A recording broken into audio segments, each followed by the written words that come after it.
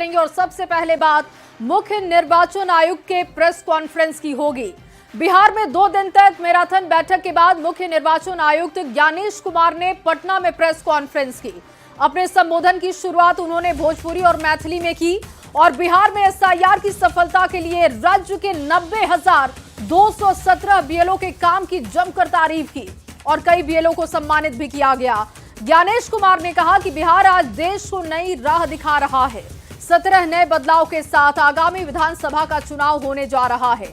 CC ने बिहार के लोगों से छठ महापर्व की तरह ही चुनाव पर्व को मनाने की अपील की है। तो आज प्रेस कॉन्फ्रेंस की गई, तमाम बातें रखी गई क्योंकि लगातार 2 दिनों से बैठकों का दौर दिख रहा था। राजनीतिक दलों के साथ मीटिंग की गई थी पहले और उसके बाद बात की गई पुलिस प्रशासनिक अधिकारियों से कि वो कितने तैयार हैं चुनाव के लिए। 2 दिनों की मैराथन बैठकों के बाद आज देखिए प्रेस कॉन्फ्रेंस निर्वाचन आयोग की तरफ से करते हुए कहा गया कि छठ महापर्व की तरह ही चुनाव के पर्व को मनाना है। संबोधन की शुरुआत ज्ञानेश कुमार ने भोजपुरी और फिर मैथिली में की। सबसे पहले भारत के सभी मतदाता के अभिनंदन करतानी आ विशेष गहन पुनरीक्षण अभियान एसआईआर के सफलतापूर्वक संपन्न करावे खातिर रउआ सभे के कोटि कोटि आभार आ धन्यवाद जतावत बानी। भारत निर्वाचन आयोग की तरफ से बिहार के सब मतदाता सभक अभिवादन करत छी।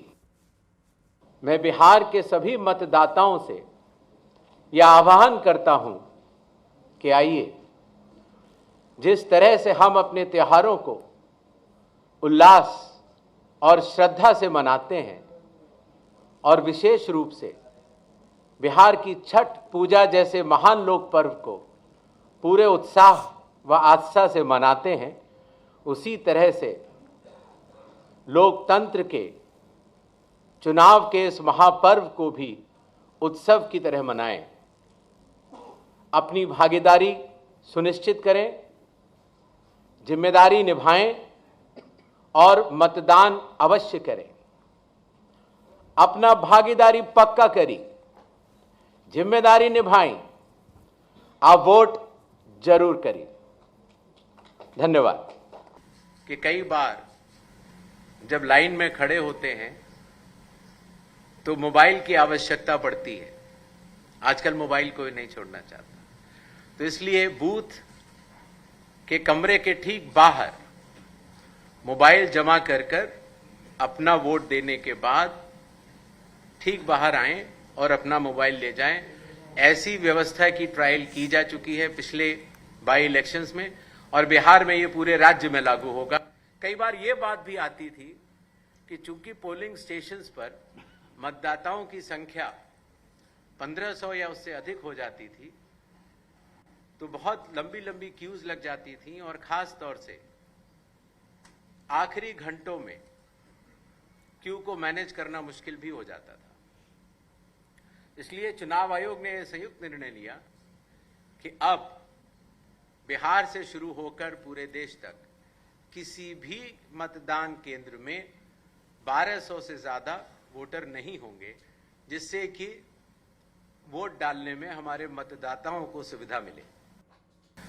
पहले यह बात भी आती थी कि जो वेबकास्टिंग है, जो पोलिंग बूथ के अंदर जो वेबकास्टिंग होती है, वो कहीं 50% या कम से कम 50% या 60% बूथों पर होती थी और अब बिहार से शुरू होकर पूरे देश में जब भी चुनाव होंगे 100% वेबकास्टिंग हर पोलिंग स्टेशन पर की जाएगी।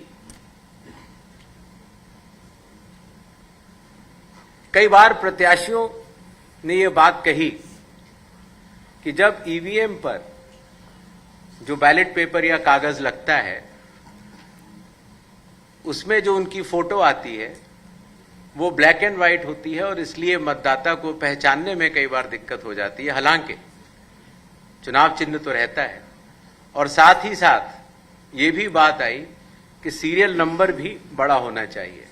तो इसलिए बिहार के चुनाव से शुरू करके पूरे देश में अब सीरियल नंबर का फॉन्ट भी बड़ा होगा और प्रत्याशियों की फोटोग्राफ वो कलर्ड फोटोग्राफ लगाई जाएगी।